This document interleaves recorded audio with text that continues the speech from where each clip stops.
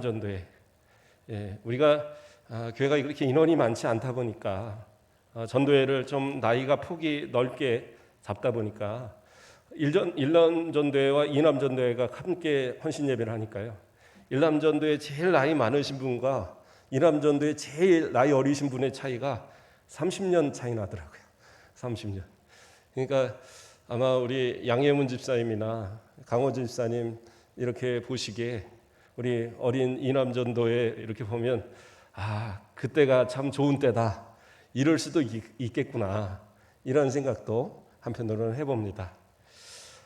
어쨌든 일남전도회 또 이남전도회 교회 내에서 충성하시고 또 헌신하면서 어느덧 연세가 또 이렇게 많이 되어져서 우리 후배들에게 이제 어른으로서 대접받는 그런 위치에 이렇게 서게 됐어요.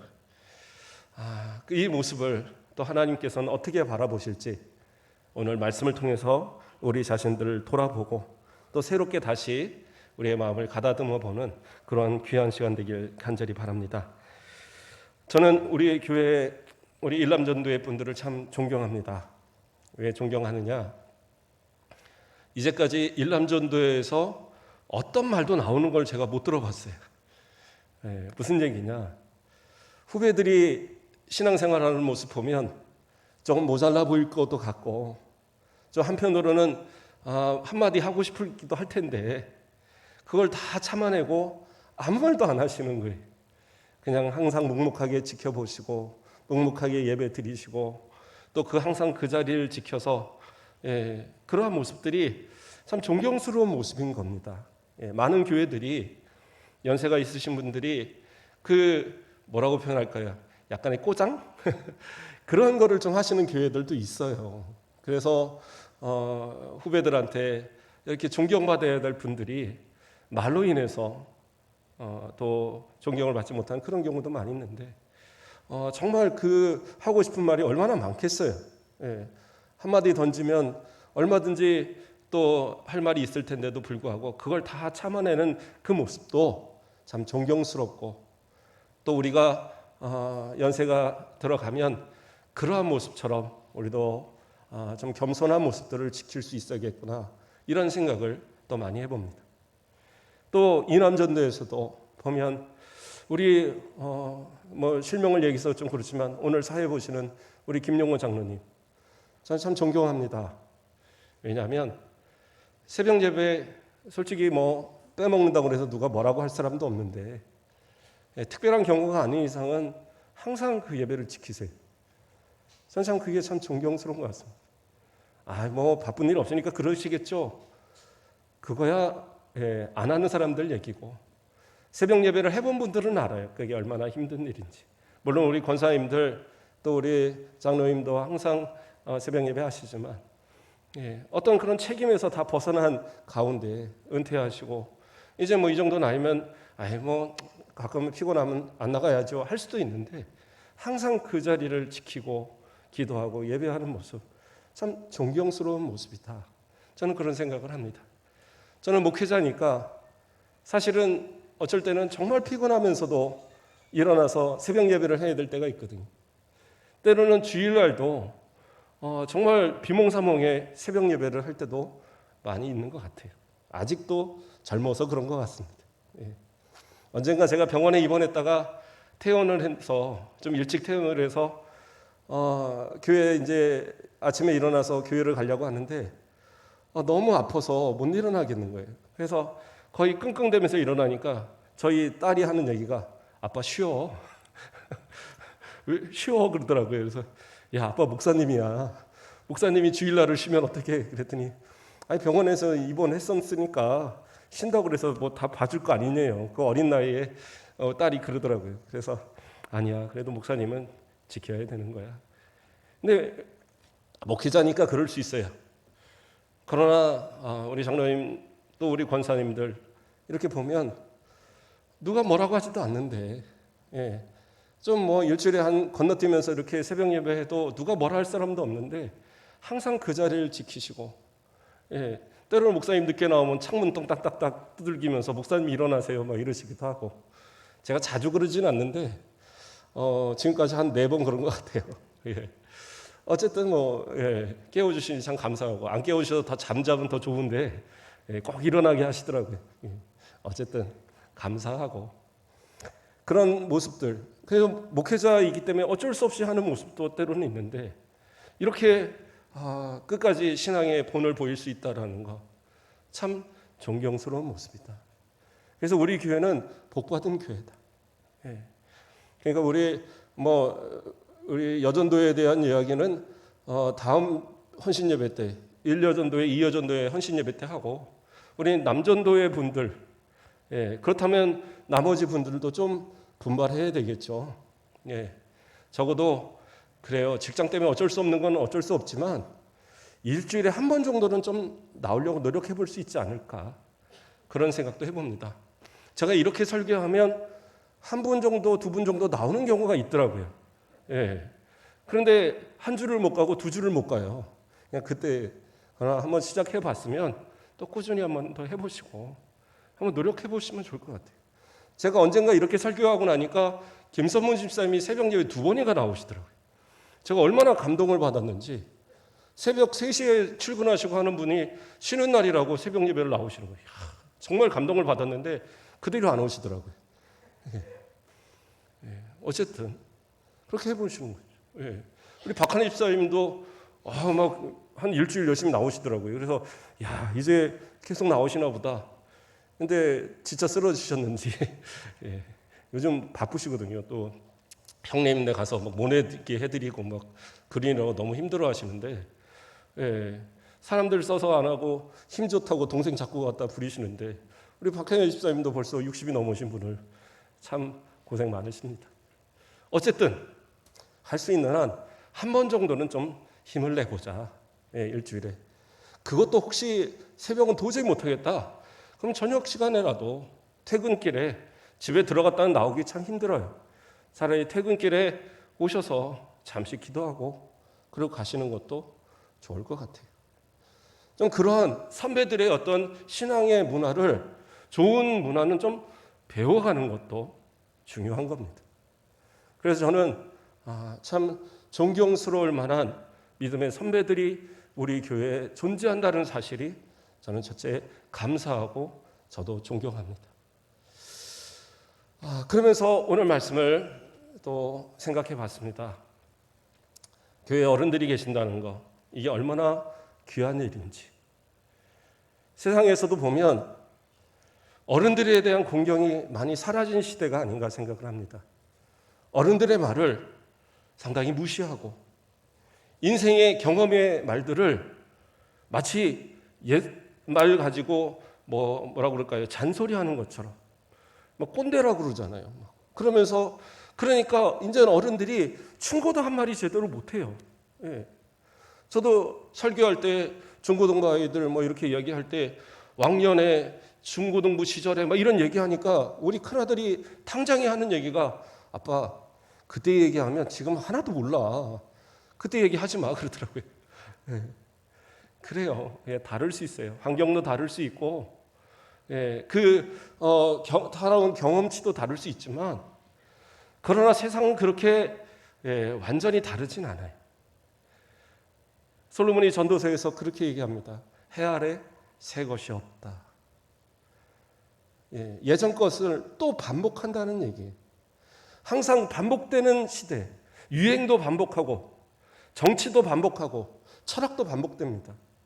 그런 시대적으로 그런 변화의 모습들을 정말 잘 대처하고 잘 그것을 지혜롭게 이겨낼 수 있는, 또 그것을 잘 승리할 수 있는 방법은 뭐냐? 과거에 있던 지혜들을 내가 얼마나 잘 익히고 있느냐가 사실은 중요하거든요. 그런 지혜를 가르칠 수 있는 분들이 누구예요? 어른들인 겁니다. 그러므로 어른들의 말을 무시하면 안 돼요. 이거는 마치 구시대의 그러한 말로서 나에게는 아무 필요 없는 것처럼 그런 모습으로 생각해서는 안 된다는 거예요. 인생을 성공을 한 모습처럼 보이든지 아니면 성공하지 못한 것으로 보일지라도 그 모습을 살아오셨기에, 그 인생을 살아오셨기에 그 인생의 정답은 아닐지 모르지만 그러나 인생에 살아온 그런 지혜를 전달해 줄 수는 있어요.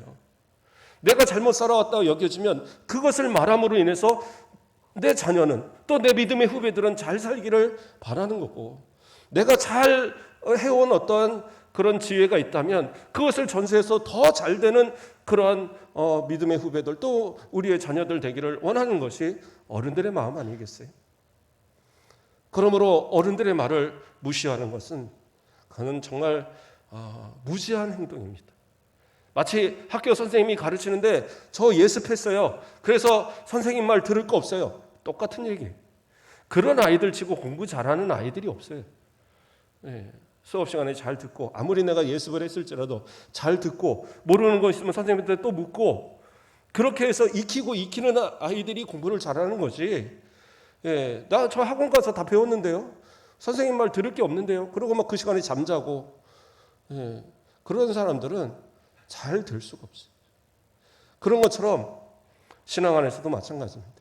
믿음의 선배들의 말에 귀를 기울일 수 있는 것. 그리고 그 선배들이 그 기쁜 마음으로 충고할 수 있고 또 그 인생의 지혜를 나눌 수 있는 그러한 분위기를 만들어가는 것, 그것이 참 중요하다는 사실입니다. 르호보암이라는 왕이 있습니다. 솔로몬 왕의 뒤를 잇는 왕이에요.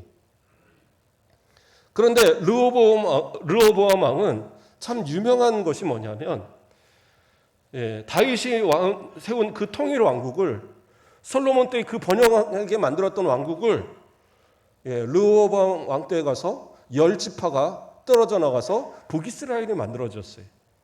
그랬던 계기가 뭐였느냐? 솔로몬이 하나님 앞에 올바른 또한 그 신앙적으로 정치를 잘 못할 때에 그 실로의 선지자 아히야가 예언을 했습니다. 여로보암이 반역을 해서 10지파를 가져갈 것이라는 것을 예언했어요. 그 사실을 알고 솔로몬이 여로보암을 죽이려고 했습니다. 근데 여로보암이 도망갔었어요. 애굽으로 도망갔다가 솔로몬이 죽고 이제 르호보암이 왕이 됐다는 소식을 듣고 사람들에게 소식을 듣고 이제 돌아왔습니다. 그리고 이 여로보암이 앞장서서 이 이스라엘 온 지파 사람들을 다 모아갖고 르호보암한테 가서 요구하는 겁니다. 무엇을 요구하냐? 그동안 솔로몬 왕이 우리에게 세금도 많이 거뒀고 노역도 많이 시켰는데 르호보암 왕은 이제 그것을 좀 감해 주십시오. 이렇게 요청한 거예요. 사실은 어떻게 보면 상당히 무례한 요청입니다. 왜냐하면 솔로몬 왕 때는 상당히 나라가 부강하였었고 금과 은이 넘쳐나는 시대였고 또한 그러한 누욕이라든가 그러한 어떤 세금을 많이 냈던 이유는 성전을 건축하고 궁전을 건축하기 위한 거였는데 사실은 상당히 자발적으로 그런 것에 참여했던 그리고 기쁨으로 참여했던 그러한 사역들이었거든요. 그런데 이제 솔로몬이 죽고 나니까 이제 어떻게 보면 만만해 보이는 르호보암이 세워지니까 앞에 가서 그런 요구를 한 겁니다. 이것을 르호보암이 어떻게 받아들일 것인가? 순간 결정할 수 없으니까 3일의 시간을 달라 하고 되돌려 보냅니다. 그리고 와서 먼저는 솔로몬 왕이 함께했던 그러한 노인들, 그런 어떤 그 관리들 이러한 사람들을 먼저 불러요. 그러니까 원로들이죠. 이 국가 원로들을 부른 겁니다. 불러서 이러한 일이 있는데 내가 어떻게 대답해야 됩니까? 그렇게 물어봤을 때에 그 원로들이 뭐라고 대답을 하느냐? 왕이시여, 백성들을 섬기십시오. 그들을 섬겨주면 그들이 그 왕을 왕으로 섬기는 그 순종하는 백성들이 될 겁니다. 이렇게 이제 얘기를 하는 거예요. 근데 르호보암은 그 말이 마음에 이렇게 들리지 않았어요.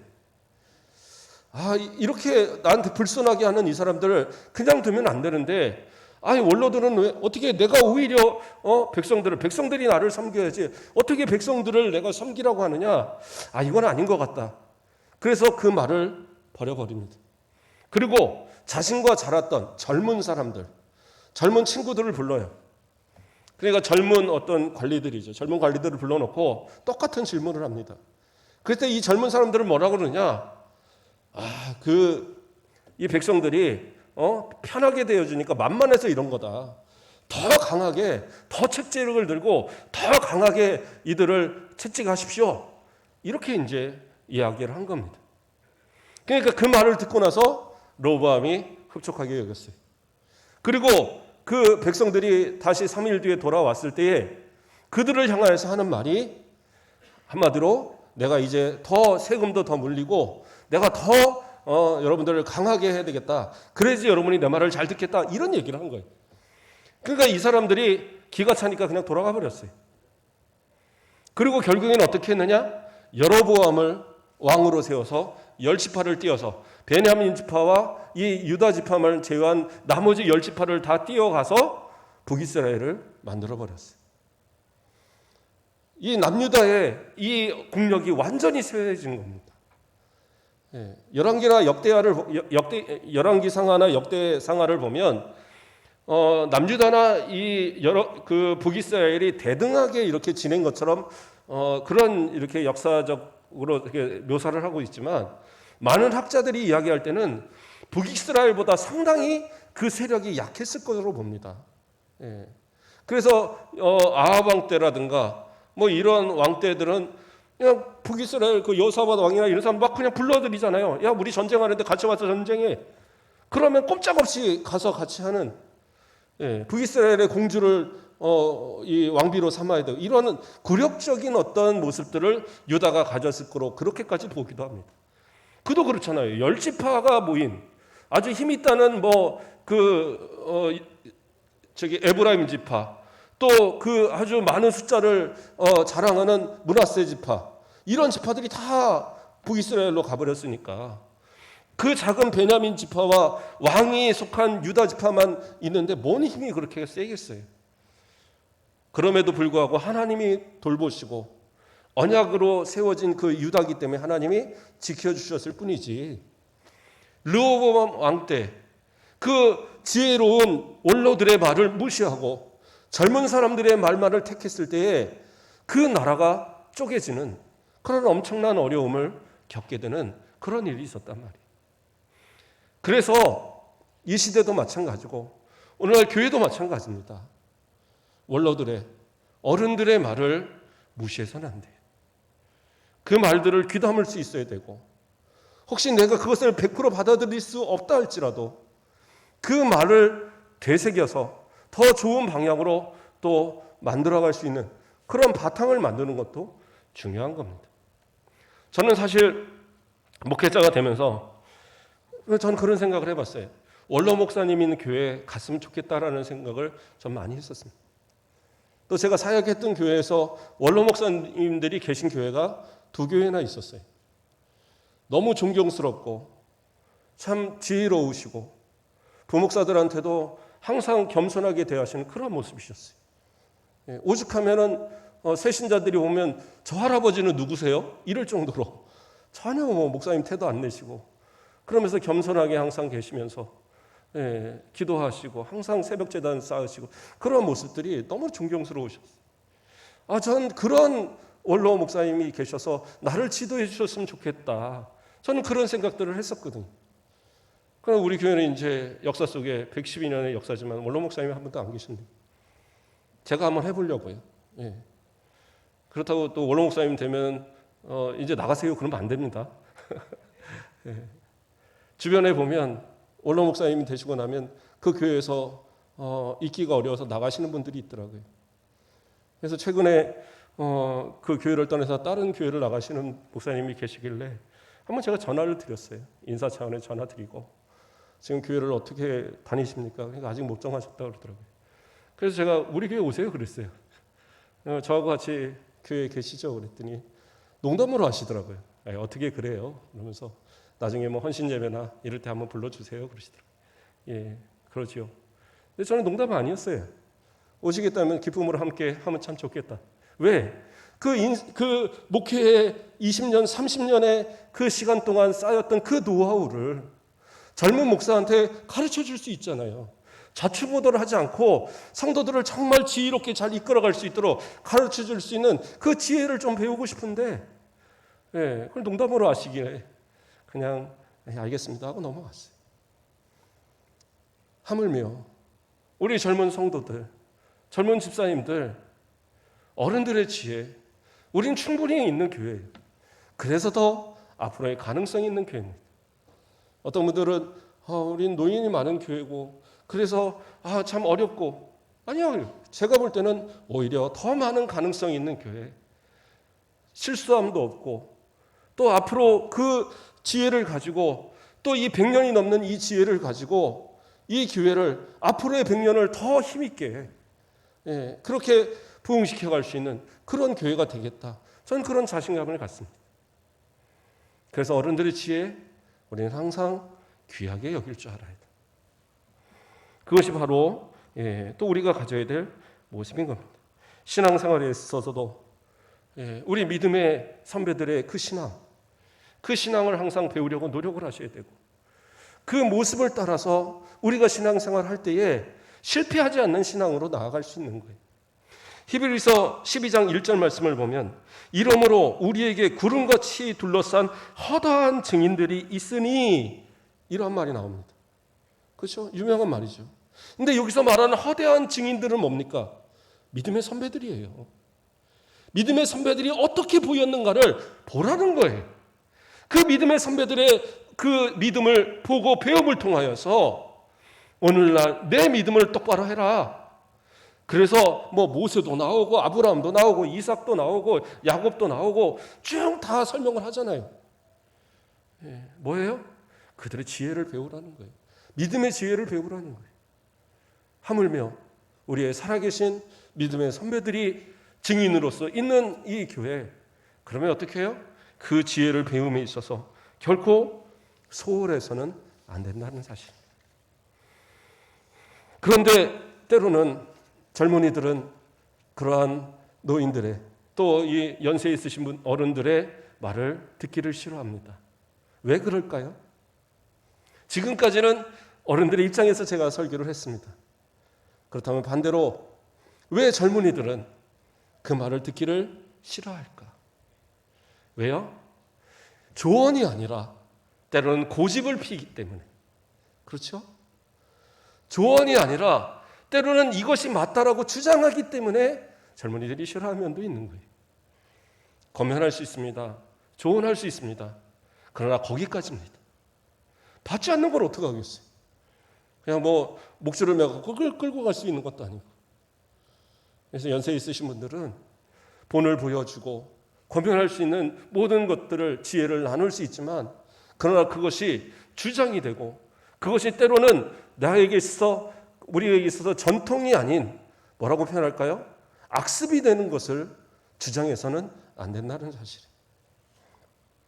예수님께서 제자들과 함께 식사를 하실 때에 바리새인들과 서기관들이 예수님을 찾아서 그 제자들을 비난한 적이 있었습니다. 뭐라고 비난했느냐? 마가복음 7장 5절 말씀을 보면 이에 바리새인들과 서기관들이 예수께 묻되 어찌하여 당신의 제자들은 장로들의 전통을 준행하지 아니하고 부정한 손으로 떡을 먹나이까? 이게 무슨 말이냐면 이스라엘이 가진 전통에, 율법이 아니에요. 하나님의 말씀이 아닙니다. 그들이 만들어 놓은 전통에 어떤 전통이 있느냐? 음식을 먹을 때는 꼭 손을 씻도록, 장터나 어딜 갔다 나오면 꼭 손을 씻고 음식을 먹도록 그러한 규정이 있어요. 지금으로 말하면 참 위생적인 이야기죠. 요즘 같은 코로나 시대에 꼭 지켜야 될 에티켓 중에 하나겠지만, 그러나 그렇게 손을 안 씻고 먹는다고 해서 그것이 죄가 되느냐? 그건 아니잖아요. 질병이 안 걸릴 수는 있어도 그것으로 먹었다고 해서 죄가 되는 건 아니잖아요.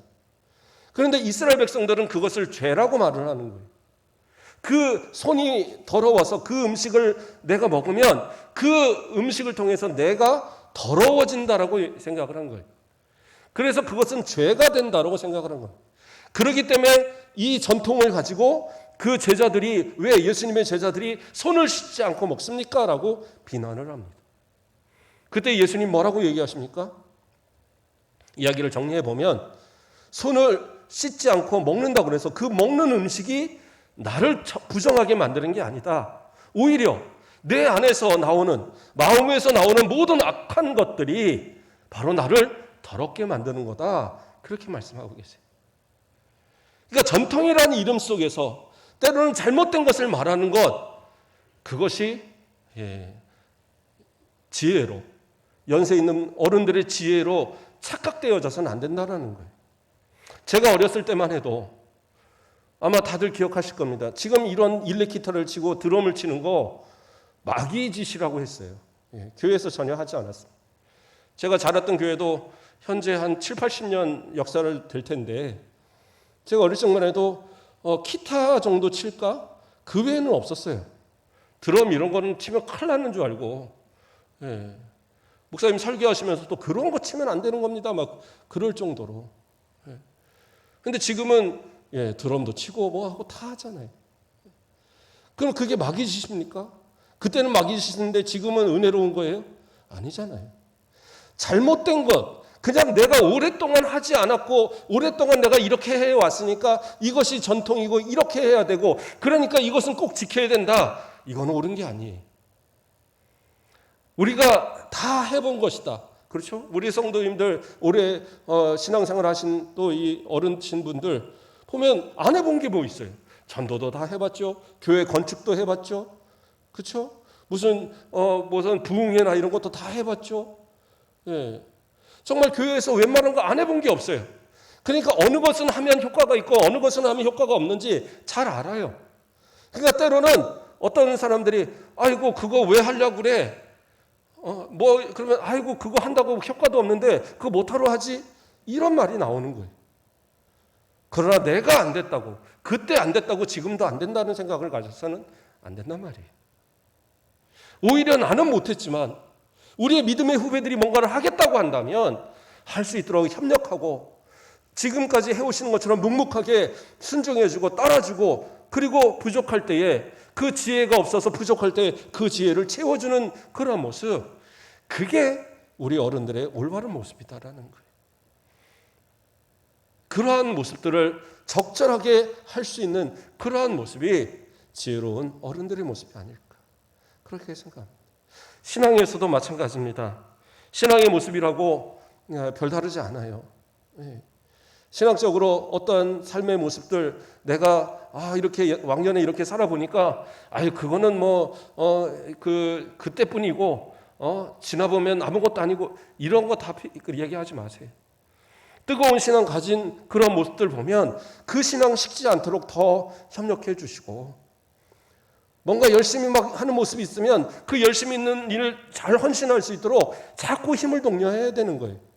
아이고 그거 나도 다 해봤는데 아이고 별거 없네 이런 얘기 자꾸 하시면 그 일을 할 수 있는 사람들이 얼마나 힘들어하겠어요. 그러니까 그러한 어떤 모습들 물론 우리의 모습들에 있어서 이 어린 어떤 그런 모습들 아까 말씀드린 것처럼 일남전도의 최고 고령 우리 어른과 이남전도의 최고 어린 우리 집사님과의 이 나이 차이가 30살이나 나는데 그 밑에 전도회들을 보면 얼마나 어려 보이시겠어요. 아무리 나이가 먹었다고 해도 어려 보이는 건 어쩔 수 없는 거잖아요.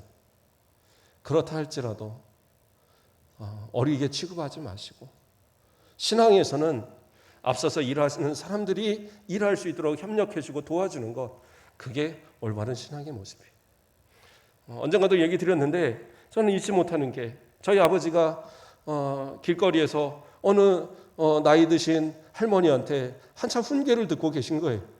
키도 작으신 할머니가 그 얘기를 하시는데 이렇게 또 손을 모으고 가만히 듣고 계시는 겁니다. 도대체 무슨 얘기를 하시나 저도 좀 멀리 떨어져 갖고 지켜보고 있었어요. 그랬더니 이제 헤어지시고 그리고 이제 저한테 오시는 거예요. 그분이 누구냐? 고모 할머니셨어요. 고모 할머니. 저한테 고모 할머니. 그러니까 저희 아버지한테는 고모님이세요. 그러니까 할아버님의 동생이신데 그때는 왜 그렇게 연세가 많아 보이셨는지. 키도 작으신데다가. 근데 그 고모 할머님이 저희 아버지를 만났는데 다 크고 자기보다 키도 크고 건장하고 건강하고 그 어떻게 보면 그 본인보다도 큰 아들이 있는데 그런데 그 조카를 세워놓고 하신 얘기가 뭐냐? 길 다닐 때 차 조심하고 길 걷는 때 꼭 횡단보도 건너고 그 얘기하셨대요. 그러니까 그걸 그냥 잘 듣고 계셨던 거예요. 그러면서 저한테 하는 말이 아직도 저분 보기엔 내가 어린아이로 보이나 보다. 그런데 그게 연세 있는 분들한테는 그럴 것 같아요. 그럴 것 같아요. 그렇다 할지라도 신앙에 있어서는요, 내가 그런 나이 많은 그런 것을 꼭 티를 낼 이유는 없어요. 그럴 이유는 없어요. 왜요? 우리는 하나님 앞에서의 신앙이잖아요. 하나님 앞에서. 오늘 우리가 본문을 읽었지만 오늘 본문에서 뭐라고 얘기하고 있어요? 하나님께서 야곱의 집이여 이스라엘 집에 남은 모든 자, 이건 바벨론 포로에 대한 그 때를 예언하시는 말씀입니다. 그러한 예언의 말씀인데 그때 뭐라고 얘기를 하시냐? 들을지어다 배에서 태어남부터 내가 내게 안겼고 태에서 남으로부터 내게 업힌 너희여. 하나님 뭐라고 그러시냐? 태어나서부터 너희는 내가 업고 안았다라는 거예요. 물론 이것은 이스라엘을 이야기하는 거지만 우리 성도들을 향한 개인적인 말씀도 되는 거예요. 내가 너희를 태에서 태어날 때부터 그렇게 안고 업고 하면서 그렇게 키워온 너희다라는 거예요. 하나님 보시기에 얼마나 귀엽고 아름다운 모습이었겠어요. 그런데 이제 나이가 들었습니다. 백발이 됐어요. 자, 나이가 든 백발이 됐을 때 내 부모님이 살아계셔요. 그러면 그 백발된 자녀에게 아이고 이렇게 나이가 드셨나요? 하면서 그렇게 대합니까? 아니요. 여전히 어린아이처럼 밥은 먹냐? 잘 먹고 다니냐? 길 조심해라. 차 조심해라. 그게 부모의 모습이잖아요. 하나님이 우리를 보실 때도 마찬가지신 거예요. 그러니까 그 4절 말씀에서 뭐라고 얘기를 하셔요? 너희가 노년에 이르기까지 내가 그리하겠다. 그러니까 노년에 이를 때까지 내가 업고 안고 그렇게 너희를 내가 대하겠다라는 거예요. 또 이어서 뭐라고 합니까? 백발이 되기까지 내가 너희를 품을 것이다. 그 품에 안으신다라는 거예요. 어린아이를 품에 안듯이 내가 지었은즉 내가 업을 것이요 내가 품고 구하여 내리라. 어떤 어려움에서도 어떤 고난 안에서도 하나님 그렇게 안아주신다라는 거예요. 그러므로 아무리 나이가 많아도 하나님 앞에서 뭐예요? 어린아이 같은 거예요. 영존하신 하나님, 창세부터 이제까지 이 모든 인생을 바라보시고 지켜보시는 하나님, 이 100년도 안 되는 인생을 사는 우리의 모습들이 아무리 지혜로 봐야, 아무리 내가 나이가 들어봐야 그 모습이 얼마나 그렇게 나이가 든 모습으로 보이겠습니까? 저도 이제 50이 된 모습인데도 어머니가 오시면 어머니한테 말투가 달라져요. 그냥 어쩔 때는 엄마 하고 이제 말이 나옵니다.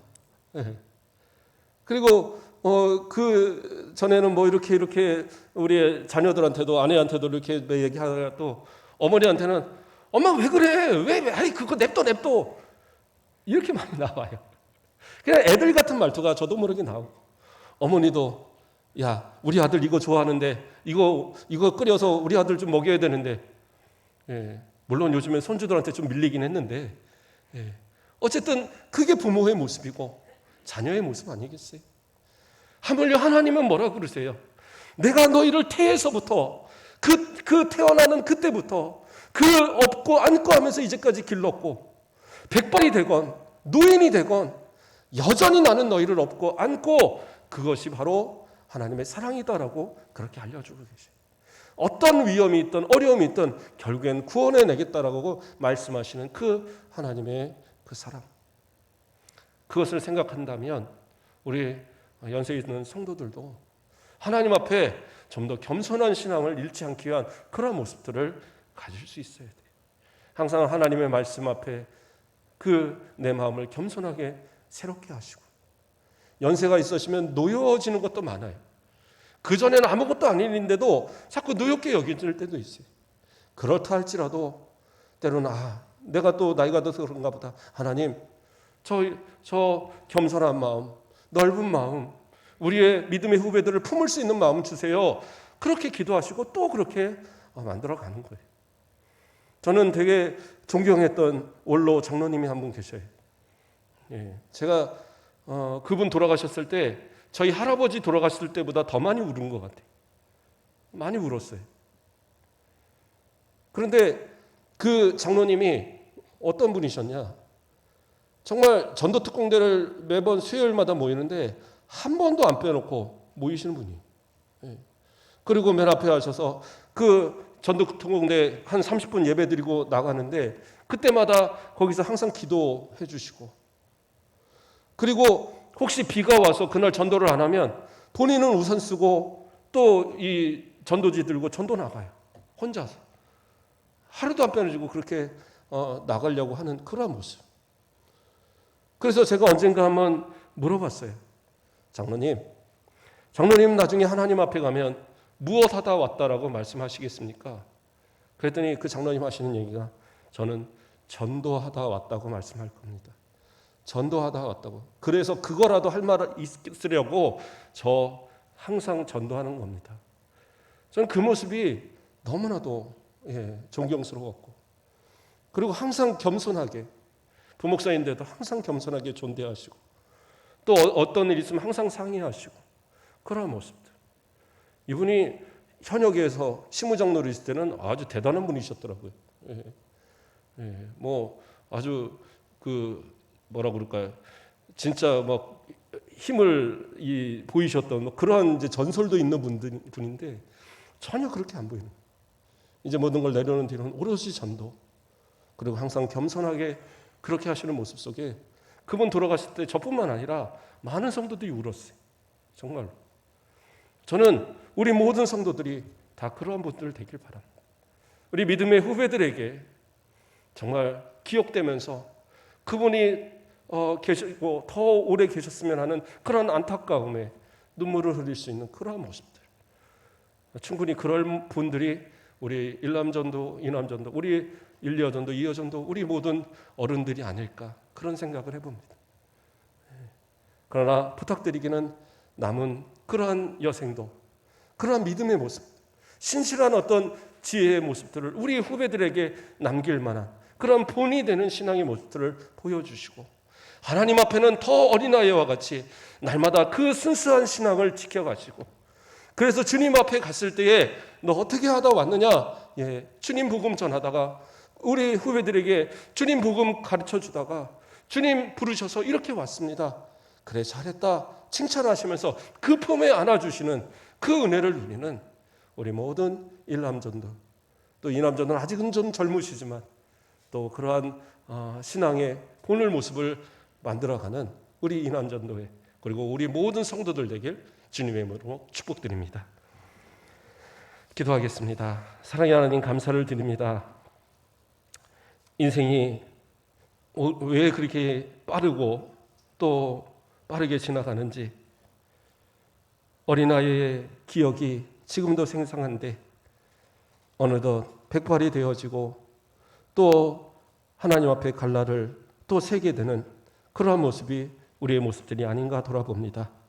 우리 믿음의 선배들인 우리 일남전도회, 또 그 뒤를 이어서 또 교회의 어른으로서 본을 보이는 우리 이남전도회, 날마다 하나님의 은혜 가운데 사랑하여 주시고 건강하게 하여 주시고 청기를 잃지 않게 하시고 그 인생의 지혜 또 신앙의 지혜를 우리 후배들에게 정말 귀감이 될 수 있도록 남겨줄 수 있는 신앙의 본을 보일 수 있는 우리 믿음의 선배들이 되게 하시고, 또 그 모습들을 배운 우리 모든 후배들이 그 쌓여놓은 모든 지혜들을 또 잘 배워서 앞으로 우리 교회가 또 10년 뒤, 20년 뒤, 30년 뒤, 또 앞으로의 100년을 정말 하나님의 은혜 가운데 맡은 사명 잘 감당하는 교회로 만들어가는 복된 우리 교회 되어지도록 축복하여 주시옵소서.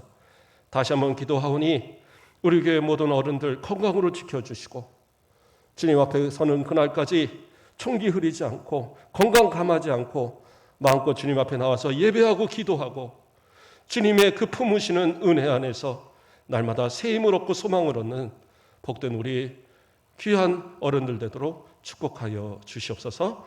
감사합니다. 예수 그리스도의 이름으로 기도드립니다. 아멘.